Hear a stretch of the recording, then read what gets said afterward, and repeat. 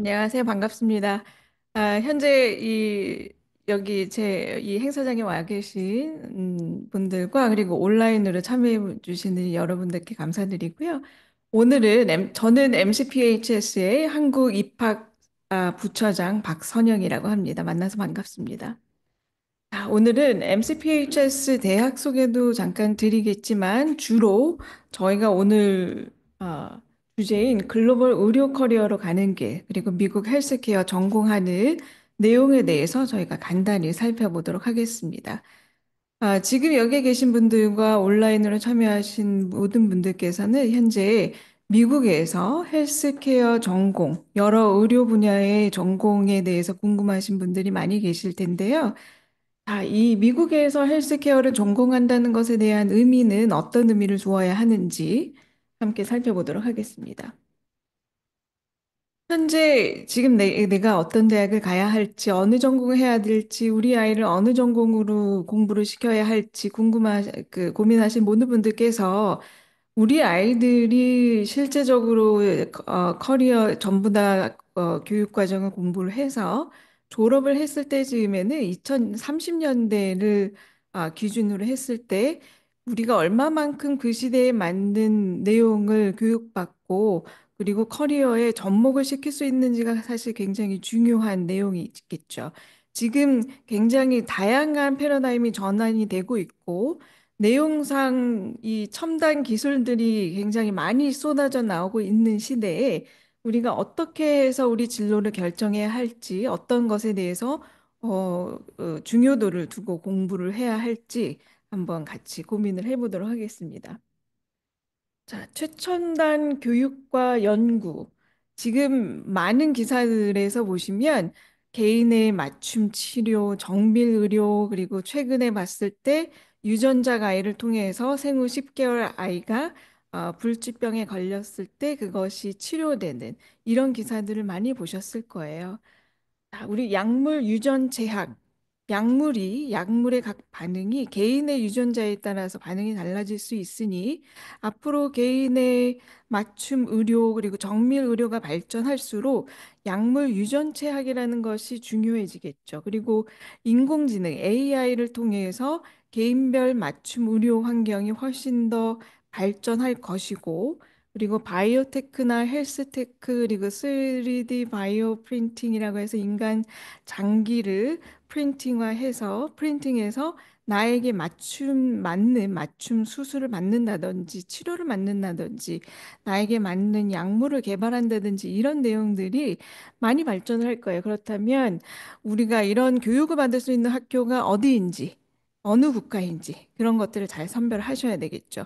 그리고 개인의 맞춤 정밀 의료 치료가 많이 발전할수록 다양한 의료의 직군 간의 협업 활동이 굉장히 중요해집니다. 그러면 이렇게 협업 중심의 교육을 받을 수 있고, 그리고 현장에 투입됐을 때에 얼마나 내가 문제 해결 능력을 배워서 현장에 투입될 수 있는지도 중요해지겠죠. 이런 교육을 받을 수 있는 학교도 중요하겠고, 미국 보건의료학이라는 것은 전 세계에서 인정을 받기 때문에 미국에서 이런 전공을 하게 되면 여러분들께서는 뭐 미국뿐만이 아니라 전 세계로 커리어를 발전시켜 나갈 수 있는 기회를 가지실 수가 있고요. 그리고 미국이라고 하는 나라는 이런 앞서 말씀드린 내용들이 현재 가장 선두 국가이기 때문에 이런 내용들을 배우고 와서 국내 의료인으로서 참여를 할 수 있는 기회도 높아질 거고 이런 가능성도 열어두시면 좋을 것 같아요. 그리고 앞서서 말씀드린 대로 유전체 정보와 디지털 데이터를 기반으로 환자 맞춤 치료 학습이 이루어질 거고, 그리고 미국에서 공부한다는 것은 사실은 학비나 생활비나 이런 것들이 사실 굉장히 많이 들어가죠. 하지만 높은 그 투자 대비 높은 수익률을 가지고 올 수 있다는 것, 즉 굉장히 높은 평균 연봉을 가지고 일을 할 수 있다는 부분도 사실 장점에 속합니다. 자, 혁신 의료 시대를 대비하라. 그래서 우리는 이제 정밀 의료, 개인 맞춤 치료 이런 내용들을 사실 굉장히 많이 듣고 계실 거예요. 약물 유전체 약 말씀드렸고 3D 바이오 프린팅 우리나라에서도 인공 장기 센터가 만들어지고 있고 그리고 이것이 얼마나 상용화되는지에 따라서도 연구 활동이 진행이 되고 있고 상용화시킬 준비 단계에 있습니다. AI 기반 진단 치료 보조 시스템이라든지 이런 말씀드렸던 협업 교육이라든지 이런 내용들이 내가 이제까지 전통적으로 배워왔던 예를 들어서 약사를 하기 위해서 PharmD 프로그램을 선정할 때 내가 전통적인 약사의 모델을 배우는 그런 프로그램이 아니고 새로운 내용을 내가 배울 수 있고 최첨단 기술을 배워서 내가 실제로 졸업하는 연도가 2033년 또는 2035년도가 될 거란 말이에요. 그 시대 때 우리 아이들이 현장에 투입됐을 때 실제적으로 얼마나 아, 정말 능력 있는 약사로서 활동을 할 수 있는지 그런 내용들을 가르칠 수 있는 학교를 선정을 하시는 것을 추천을 드립니다. 오늘은 뭐 굉장히 다양한 직군들이 있지만 제가 기준으로 뽑은 것들은 한국 학생들이 주로 관심이 있는 전공과 그리고 미국 노동통계국의 그 지표를 봤을 때 앞으로 성장 가능한 그러니까 마이너스 성장이 아니라 플러스 성장을 할 수 있는 직군들을 몇 가지를 요약해서 여러분들께 소개를 드리려고 합니다. 미래의 약사는 전체적으로 2030년도 기준으로 해서 아래쪽에 보시면 고용 성장률이 있고 현재 중간 연봉에 대한 데이터가 있습니다. 약사는 우리가 알고 있듯이 약을 처방전을 받아서 약을 조제해서 환자들에게 내보내는 그런 내용들은 전통적인 모델의 약사이지요. 그런데 이 모델도 당연히 가져가겠지만 앞으로의 약사는 임상 중심 역할도 강화가 되고 또 AI 자동화 기술이 도입되면서 약사가 실제적으로 만성질환이나 이런 내용에 대한 상담 케어들, 그리고 우리나라와는 다르게 미국 사회에서는 일단 그 팬데믹을 거치면서 지역 사회에서 약사 역할이, 약국의 역할이 얼마나 중요한지를 겪었기 때문에 우리하고는 뭐 약간의 시스템이 다르지만 어쨌든 지역 사회의 보건 리더로서의 어떤 중요성 이런 부분을 생각했을 때 현재 고용 성장률 지표가 5%이긴 하지만 이런 기술적인 부분을 같이 도입해서 같이 성장한다고 했을 때는 이보다 성장률이 훨씬 더 높아질 것 같습니다. 그 중간 연봉도 최근에 MCPHS의 PharmD를 졸업한 학생이 리테일 파머시에 채용이 됐는데 약 15만 불 정도로 시작을 해서 연봉을 받고 시작을 합니다. 자, 그러면 꼭 팜디를 졸업하면 약사를 해야 하느냐? 그거는 아니죠. 여러 학생들께서 당연히 연구원으로서의 어떤 역할을 할 수 있는지 커리어 진출이 어떤지 많이들 궁금해 하십니다.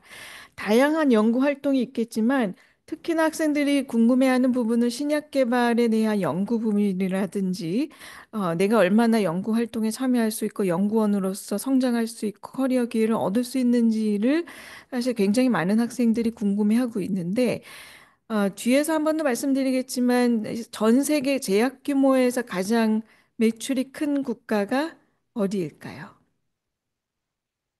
당연히 제가 이렇게 말씀드리는 당연히 미국이겠죠. 전 세계 10대 제약회사 중에 몇 개 정도가 이 10대 제약회사 중에 미국 회사일까요? 10개다.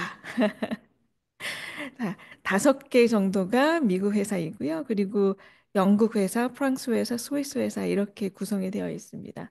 그러니까 그만큼 제약 규모가 컸을 때에는 물론 아, 그 제약 이 뒷부분에 연관 산업의 성장도 굉장히 크다는 것이기 때문에 약학 또는 이런 제약 부분에 대해서 진출하려고 공부를 해야 되겠다라고 생각하시는 분들께서는 걔는 제가 미국 쪽에서 공부를 하시도록 추천을 드립니다. 비임상 쪽의 연구원 활동도 하실 수도 있고, 당연히 임상 쪽의 연구 활동을 하실 수도 있는데, 여러 분야에서 신약 개발 연구 쪽에서 연구원 활동을 하실 수 있고, 관련 전공을 이렇게 파머시라든지 케미스트리나 뭐 바이오사이언스나 바이오메드 엔지니어링이나 이런 여러 가지 분야를 전공을 했을 때 이런 제약회사의 신약 개발 연구원으로서 활동을 할 수가 있고요. 그리고 또 당연히 이제 연구원뿐만 아니라 의약품의 규제나 허가나 평가 부분에서도 활동할 수 있는 영역들이 있습니다. 그 영역들은 예를 들어서 보통 저희 졸업생들께서는 팜디를 졸업하고 나서 Regulatory Affairs나 Regulatory Science라고 하는 마스터를 하나를 추가를 더 하시고 그리고 나서 이쪽 분야를 고려하시는 분들도 계십니다. 자, 약사와 제약회사는 간략하게 그렇고요. 간호사 부분도 요즘에 굉장히 많은 관심들이 있으신데요. 간호사 같은 경우에는 registered nurse가 있고 그리고 nurse practitioner가 있는데 보통 많이들 생각하시는 부분이 RN인 거죠. 보통 BSN이라고 해서 간호학 학사를 졸업하고 NCLEX RN 시험을 통과한 후에 그리고 이 의사 지시하에 업무를 수행하는 RN 역할을 주로 보통 생각을 하는데 미국의 중간 연봉이 8만 6천 불이라고 지금 평가에 나와 있긴 한데 최근에 내용을 보자면 트래블링 널스라고 해서 보통 이렇게 이동을 하시면서 출장 간호사 역할을 하시는 분들 연봉이 꽤 높은 걸로 알고 있습니다. 그래서 뭐 전체적으로 뭐 모두가 그렇다는 것은 아니지만 한 15만 불에서 20만 불 정도 연봉을 받으면서 근무를 하신다고 말씀을 드렸어요. 자, 커리어 전망도 6% 정도의 성장률을 보이고 있고요. 고급 실무 간호사. 우리나라에서는 약간 비슷한 개념은 있지만 약간 실제 수행하는 직무의 정도가 좀 개념이 다르죠. 미국의 MP라고 하는 분들께서는 이미 RN 자격증도 있고 MP 인증 시험도 통과를 하셔서 일부 주에서는 의사 대신으로 어, 독립진료가 가능한 역할이 바로 MP입니다. 따라서 RN을 이미 통과하신 분들께서는 공부를 조금 더 하셔서 이렇게 MP 자격증을 획득을 하신 후에 MP 역할을 하시는 분들도 계시고요. 연봉이 중간 연봉이 약 12만 4천 불로 보통의 RN보다는 훨씬 더 높고 고용 성장률도 45% 이상을 바라보고 있습니다. 따라서 간호사를 고려하시는 분들께서는 RN과 MP 둘 다 한번 생각을 해 보시면 어떨까 싶습니다. 또 특이한 부분이 있죠. 앞으로는 이제 정밀 치료라든지 유전자, 뭐 유전체학 이런 것들이 주로 AI 기반으로 해서 AI 유전자를 분석하고 치료법을 내놓고 개인의 맞춤 치료를 하고 이런 부분들이 더 강력해질 텐데 그렇다면 이제 발전할 수 있는 커리어를 생각하시면 유전 상담사도 한번 고려해 보시면 좋겠어요. 유전 상담사라고 하는 것은 유전 질환의 위험을 평가하고 환자와 가족이 유전자 검사 결과를 이해하며 의료 결정을 내릴 수 있도록 지원하는 전문가입니다. 그래서 이 분야를 공부하기 위해서는 여러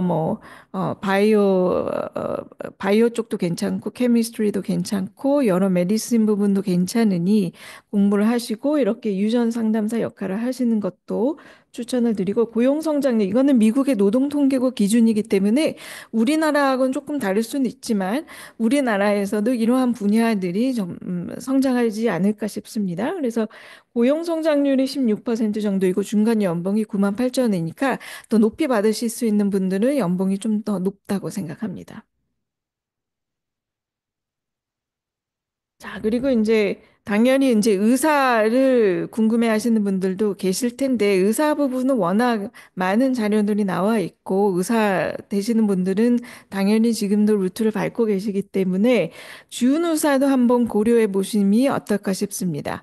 모든 학생들이 이 굉장히 치열한 경쟁률을 뚫고 의사가 다 되면 좋겠지만 그렇지 않은 경우에 미국에서도 이렇게 준의사 역할을 한번 고려하고 싶으신 분들께서는 PA 같은 경우에는 미국 보건의료 시스템의 핵심 인력 중에 한 분야입니다.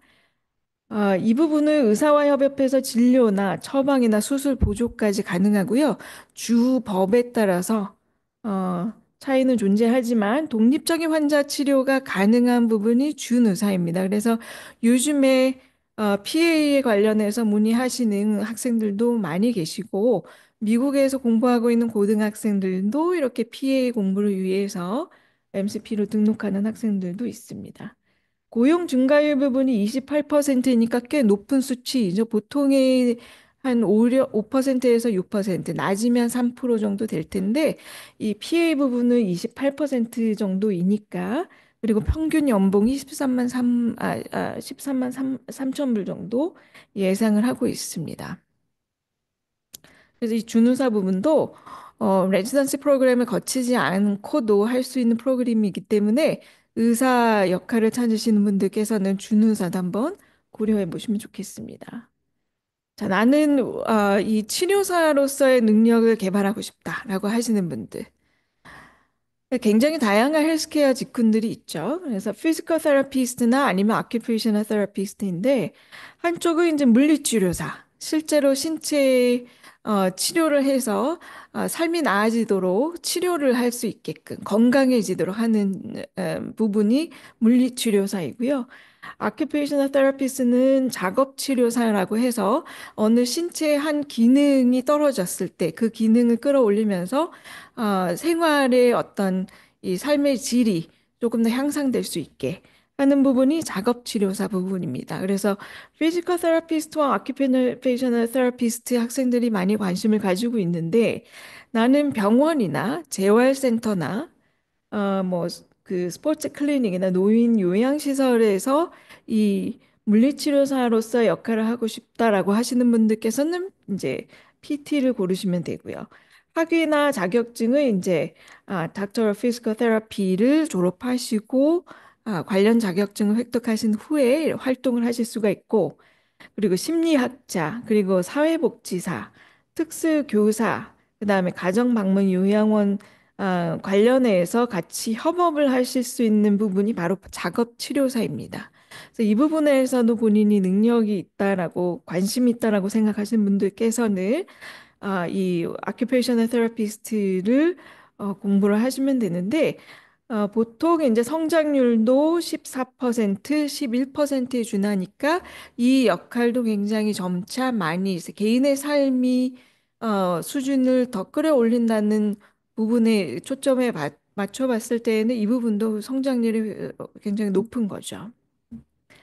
자, 그리고 이제 학생들이 조금씩 이 분야에도 관심이 많이 있어서 문의가 많이 들어오는데, 진단의료 초음파사입니다. 그래서, 이 부분은 워낙 정밀 진단이라든지 AI를 통한 어떤, 진단 협업이라든지 이런 것들이 훨씬 더 기술적으로 많이 발전하면 이것을 판독해서 해석해서 진단을 내려줄 수 있는 전문가도 더 많이 필요할 것이기 때문에 아, 단순히 이미징을 판단하는 기술자 전문가를 넘어서서 이런 전체 정밀 의료에 대해서 조언을 할 수 있는 전문가로서 역할이 더 커진다면 이 진단 의료 초음파 부분도 사실 굉장히 많은 관심을 가지고 있는 분야이기도 합니다. 현재 학생들로부터. 그래서 미국에서 고용 증가율이 대략 한 11% 정도 되고요. 중간 연봉이 8만 2천 불이니까 그보다 조금 더 높은 연봉을 당연히 받으실 수 있습니다. 그래서 고령화 그리고 만성 질환의 증가, AI나 디지털 헬스의 발전에 따라서 초음파사의 역할이 점점 더 고도화되고 있음을 이 고용 증가율을 통해서 저희가 함께 볼 수 있습니다. 자, 그리고 이제 바이오 프린팅도 많이 생각을 해보시고 요즘에 많이 기사들이 많이 나오니까 자연스럽게 내용을 접하실 수가 있으실 텐데 정밀 의료가 예를 들어서 유전 정보에 기반한 맞춤형 약물 치료를 가능하게 한다면 그 약물 치료도 개개인의 어떤 조직이라든지 장기 형태라든지 혈관의 형태라든지 이런 것들을 개인화해서 부작용을 줄일 수 있는 방향으로 개인의 치료가 이루어지게 되겠죠. 그래서 장기 기증도 있지만 이런 부분은 제한적이기 때문에 이런 장기 프린팅을 통해서 어, 개인의 어떤 치료를 넘어서 개인의 삶이 조금 더 개선될 수 있는 방향으로 우리 한국에서도 많은 이런 내용들이 지금 진행이 되고 있는 것으로 알고 있습니다. 그래서 이렇다면 지금 현재 MCPHS에서도 이런 3D 바이오 프린팅에 대한 이런 기술 도입이라든지 이것을 현장에 학생들의 교육 현장에 넣어주기 위해서 많은 고민을 하고 현재 준비 중에 있습니다. 이런 내용을 배울 수 있어야 우리 아이들이 2030년도에 공부를 졸업을 하고 실제 커리어에 뛰어들었을 때의 현장에 바로 투입될 수 있고 그 시대에 맞는 기술을 이해하면서 공부를 할 수 있겠죠. 그래서 정밀 의료, 그다음에 유전자, 3D 바이오 프린팅, 그리고 뭐 바이오 공학 이런 것들 많이 염두에 두시고 어, 어느 공부를 해야 하는 게 나에게 적합한지 우리 아이에게 적합한지 한번 고민을 해보시기 바랍니다. 자, 제가 앞서서 쭉 말씀드렸던 내용들을 한 페이지로 보실 수 있게, 그러니까 이거는 뭐 중요도라기보다는 초점은 성장 전망을에 대한 초점을 맞춰 놓고 제가 순서를 나열한 것이기 때문에 어느 직업이 특정적으로 더 중요하다 이런 내용은 아니라는 점을 말씀을 드리고요. 우리가 만약에 우리가 단순하게 약사, 그리고 치과 의사, 그리고 의사를 주로 타겟으로 해서 헬스케어 쪽에 들어가야 되겠다라고 생각을 했다면 사실은 이 면에 굉장히 더 많은 연관 산업들이 있고 직업이 있기 때문에 다양한 분야를 한번 고민을 해보시고 생각을 하셔서 어느 직군으로 들어가는 것이 좋은지 함께 생각을 해봤으면 좋겠습니다. 자, 그렇다면 이런 앞에서 말씀드렸던 내용들을 어느 대학에서 어떻게 공부할 수 있나요? 라고 물으시면, 자, MCPHS를 기준으로 해서 이런 공부를 할 수 있다라고 말씀을 드릴게요. 자, MCPHS를 먼저 소개드리면, MCPHS라는 대학을 들어보신 분들, 그리고 오늘 처음 들어보신 분들도 계실 텐데요.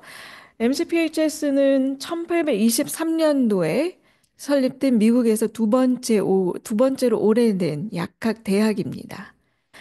그런데 첫 번째로 세워진 대학이 이미 다른 필라델피아 쪽의 어느 대학으로 흡수가 됐기 때문에 실질적으로 남아있는 대학으로서는 가장 첫 번째로 오래된 미국 약학대학인 거예요.